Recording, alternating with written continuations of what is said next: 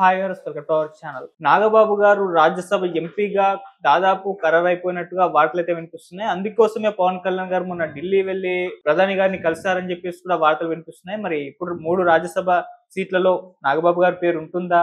ఆయన కన్ఫర్మ్ ఏనా? మరి పవన్ కళ్యాణ్ గారు ఢిల్లీ టూర్ కూడా సక్సెస్ అయిపోయినట్టేనా? ఇప్పుడు ఇదే అంశం మీద డిస్కస్ చేయడానికి ప్రజెంట్ మనతో పాటు జయదేవ్ గారు, సీనియర్ జర్నలిస్ట్ ఉన్నారు. వారి కోసం డిస్కస్ చేసి తెలుసుకుందాం. సార్ నమస్కారం సార్. నమస్తే అండి.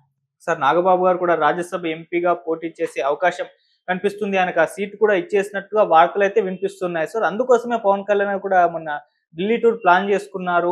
తన బ్రదర్‌ని ఈ విధంగా చేయాలని చెప్పేసి అన్నట్టుగా కూడా వార్తలు వినిపిస్తున్నాయి సార్. నాగబాబు గారి పేరు కన్ఫర్మ్ అయిపోయినట్టేనా? మరి మీరేం చెప్తారు సార్? ఇది నాగబాబు గారి పేరు కన్ఫర్మ్ అయింది, రాజ్యసభ సీటు గ్యారంటీ అనేది సోషల్ మీడియా వేదికగా నడుస్తున్న సమాచారం. మేబీ జన సైనికుల్లో ఉండే కొంతమంది అనుచరులు మాట్లాడుకుంటున్న విషయాలు ఈ విధంగా వైరల్ అయినా అయ్యుండొచ్చు. కానీ పవన్ కళ్యాణ్ గారు వెళ్ళింది ఆల్మోస్ట్ ఆల్ అసెంబ్లీ, ఏదైతే మహారాష్ట్ర అసెంబ్లీ ఎన్నికల్లో విజయం సాధించిన తర్వాత ఆయన ప్రచారం చేసిన సుమారుగా ఒక 6-7 నియోజకవర్గాలకు సంబంధించి అన్నీ సక్సెస్ అయ్యాయి. ఇంకోటి ఏది డోంగ్లేరో ఏదో సంథింగ్, ఆ నియోజకవర్గం ఇంతవరకు ఎప్పుడు బీజేపీ గెలవలేదంట, ఐ మీన్ కూటమి.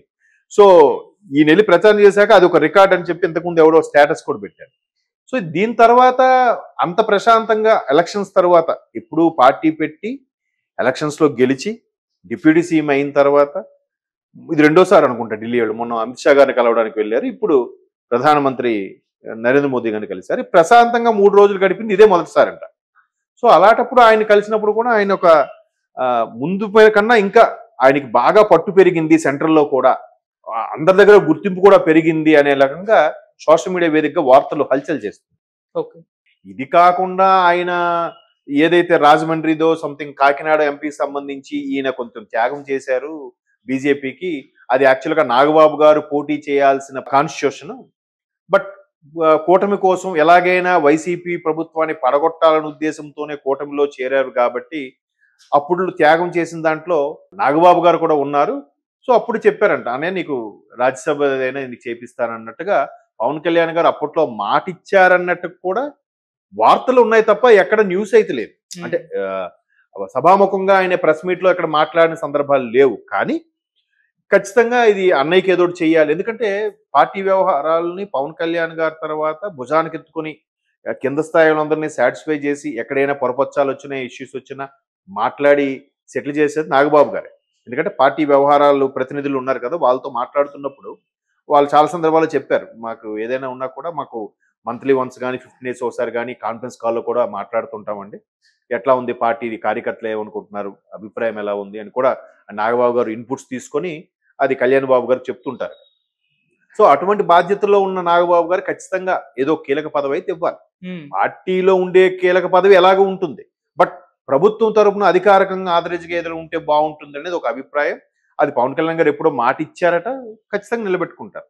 ఇకపోతే ఏదైతే బీజేపీలో ఉన్న కృష్ణయ్య గారు ఇప్పుడు వైసీపీకి సంబంధించి వైసీపీ 3 మస్తాన్ రావు గారు, అలాగే మోపిదేవి గారు, ఆర్ కృష్ణ మన బీసీ ప్రెసిడెంట్ గారు, బీసీ కులాల ప్రెసిడెంట్. సో ఆయన ముందు టీడీపీలో ఉండేవారు, తర్వాత బీజేపీకి వెళ్ళినట్టున్నారు. 2014లో ఇక్కడ మన ఎల్బీ నగర్ అక్కడి నుంచి గెలిచారు కూడా కదా. సో తర్వాత టీడీపీ, తర్వాత బీజేపీ, ఇప్పుడు వైసీపీ ద్వారా రాజ్యసభ సభ్యులుగా ఉన్నారు. అయితే ఈ 3 కూడా రాజీనామా చేయడం వల్ల ఒకరిది 4 ఏళ్ళు పదవి కాలం వైపు 2 ఏళ్ళు ఉంది, ఇంకొక ఇద్దరిది 2 ఏళ్ళ పదవి కాలం వైపు 4 ఏళ్ళు ఉంది. అంటే ఇంకొక 24 అంటే 2028 వరకు కూడా అవకాశం ఉంది. సో ఆ 3 రాజీనామా చేయబడ్డాయి కాబట్టి ఆ రాజ్యసభ సీట్లు ఏవైతే రాజీనామా చేశారో ఇప్పుడున్న 164 కదా, 164 అంటే 3 డివైడెడ్ బై 3 వేస్తే ఒక్కొక్కరికి 50+ ఎన్నో ఎమ్మెల్యేల సీట్లు వస్తాయి. సో 50+ ఉన్న వాళ్ళు 3 ఎంచుకునే అవకాశం ఉంది. ఈ 3లో 2 టీడీపీ తీసుకుంటుంది, 1 జనసేనకి ఇవ్వబడుతుంది అన్నట్టుగా ఉంది. లేదు రాజ్యసభలో పట్టు పెంచుకోవడానికి బీజేపీ విశ్వ ప్రయత్నాలు చేస్తుంది కాబట్టి, ఆల్రెడీ వైసీపీకి రాజ్యసభలో పట్టుత్వం ఉంది కాబట్టి అది కొంచెం తగ్గించుకోవాలి, అందుకే వైసీపీకి ఇన్ని రోజులు బీజేపీ సపోర్ట్ చేసింది అనేది కూడా ఒక వార్త ఉంది కదా. సో ఖచ్చితంగా బీజేపీ కూడా ఒక సీటు అడుగుతుంది అనేది బీజేపీ వాళ్ళ అభిప్రాయం. బట్ జనసేన వాళ్ళు ఏమంటారు, మేము 28-30 అసెంబ్లీ నియోజకవర్గాల్లో పోటీ చేయాలి, ఒక 4-5 లోక్సభలో పోటీ చేయాలనుకున్నాము టీడీపీతో కలిసినప్పుడు, బట్ మీకోసమే 21 స్థానాలు కుదించుకొని ఆ మిగిలిన మేము ఏవైతే 8-9 ఉన్నా మీకు ఇచ్చేసాము, ఆ తర్వాత లోక్సభ కూడా రెండిట్లోనే పోటీ చేశాము, మేము 4, 5 పోటీ చేయాలి, అవి కూడా బీజేపీకి త్యాగం చేయాల్సి వచ్చింది. కాబట్టి ఇప్పుడు ఎవరైతే దాన్ని ఏమంటారు, ఎదురు తిరిగే వాళ్ళు, రెబల్స్, వాళ్ళని అప్పుడో బుజ్జగించాం కాబట్టి ఆ బుజ్జగించే వాళ్ళందరూ కూడా ఇప్పుడు రాజ్యసభ లేదా నామినేట్ పోస్ట్ ఏదో ఇవ్వాల్సి వస్తుంది. ప్రధానంగా నాగబాబు గారు కూడా ఈ విధంగా చెప్పారు కాబట్టి ఖచ్చితంగా అందులో ఒకటి జనసేన కేటాయించే విధంగా అది కూడా నాగబాబు గారికే ప్రతిపాదించే విధంగా నిర్ణయం తీసుకున్నారన్నట్టుగా వార్తలు వస్తున్నాయి. ఓకే. ఈవెన్ ఈ విషయంలో మాట్లాడారు. అండ్ రాష్ట్రానికి సంబంధించిన నిధుల గురించి కానీ, మహారాష్ట్రలో జరిగిన క్యాన్వాసింగ్ లో గెలుపు విషయం కానీ అదే కదా, నేను నీకు పని అప్ చెప్పాను, నువ్వు సక్సెస్ చేసావు, నీకేం కావాలి కోరుకో అంటారు జనరల్ గా. అబ్బా సూపర్ రా, నువ్వు ఇలా చేసావు కాబట్టి నీకు నేను ఏదో ఒకటి చేస్తాను రా అంటే ఖచ్చితంగా సెంట్రల్ గవర్నమెంట్ ఉంది కాబట్టి, కూటమే కాబట్టి, సార్ మాకు నిధులు కావాలి, రాష్ట్రం పరిస్థితి చూడండి, అలాగే ఎంపీ సీటు కూడా అన్నయ్యకి ఇస్తే బాగుంటుందని అడుగుండొచ్చు. అంటే ఒక అపోహలు. ఖచ్చితంగా పవన్ కళ్యాణ్ గారికి ఇంకాస్త ఇమేజ్ పెరిగింది, ఇంకాస్త నేషనల్ లీడర్ అయిపోయారు అనే వార్తలు కూడా వచ్చాయి కాబట్టి నాగబాబు గారికి కన్ఫర్మ్ అయింది అనుకునే సంబరాల్లో జన సైనికులు ఉన్నారు. బట్ టీడీపీ కూడా ఒక ఎంపీ సీటుకే, బీజేపీకి ఇంకో ఎంపీ సీటుకి కేటాయిస్తుందా లేదా టీడీపీ 2 తీసుకుంటుందా అనేది కూడా ఒక సబ్జెక్ట్. ఎందుకంటే టీడీపీకి 2 తీసుకునే ఛాన్సెస్ ఉన్నాయి. ఎందుకంటే ఎక్కువ ఆల్మోస్ట్ ఆల్ బాగా గెలుచుకొని కొన్ని స్థానాలు త్యాగం చేయడం వల్ల వాళ్ళు కూడా, ఇప్పుడు వర్మ గారు ఉన్నారు, మరి ఆయనకి ఏంటి పరిస్థితి? ఆయనకు ఒక ఎమ్మెల్సీ అన్నారు, లేదు, నామినేట్ పోస్టులో ఆయన పేరు లేదు, ఇప్పుడు మరి ఏంటి, రాజ్యసభ ఇస్తారా? ఇవ్వాలిగా. మరి పవన్ కళ్యాణ్ కోసం త్యాగం చేస్తే ఆయన ఖచ్చితంగా ఏదో ఒకటి చేస్తామని పవన్ కళ్యాణ్ గారు కూడా చెప్పారుగా.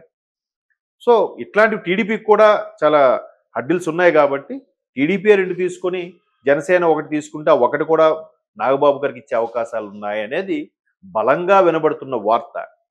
చూద్దాం మరి ఈయన మాట చెల్లుబాటు అయ్యే అవకాశాలు కూడా ఉన్నాయి పవన్ కళ్యాణ్ గారికి. అదే ఇప్పుడు వైరల్ అవుతుండొచ్చు మేబీ. అంటే అంతకుముందు నాగబాబు గారు నేను పొలిటికల్ గా దూరంగా ఉంటాను, ఎటువంటి తీసుకున్నాను, టీటీడీ చైర్మన్ అప్పుడు అన్నప్పుడు రూమర్స్ వచ్చినప్పుడు నేను దూరంగా ఉంటానని చెప్పేసి ఇప్పుడు తీసుకుంటారా, ఇస్తే ఏంటి ఆయన? లేదు, తీసుకుంటే బాగుంటుంది.